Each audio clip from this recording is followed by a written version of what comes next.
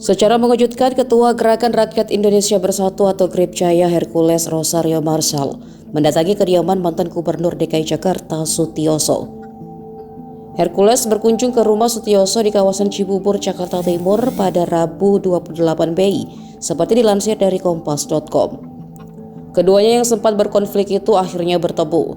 Hercules menyampaikan permintaan maafnya secara tulus atas perkataannya yang sempat menyinggung Sutiyoso. Sebagai bentuk permintaan maafnya, ia kemudian memberikan kain Timor sebagai simbol maaf secara adat Timor Leste. Permohonan maaf itu juga ia tujukan kepada istri, anak, cucu, dan seluruh keluarga besar Sutiyoso. Menyinggung soal ucapannya, ia mengaku hanyalah spontanitas. Sutiyoso pun menerima permintaan maaf itu. Ia lalu menceritakan perjuangan Kopassus kala mempertahankan Timor Leste untuk tetap menjadi bagian NKRI.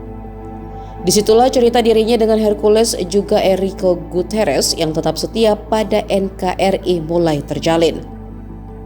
Sutiyoso lantas mengucapkan Hercules sudah dianggap seperti adik dan anaknya sendiri, dan kesalahpahaman keduanya dianggap hal manusiawi.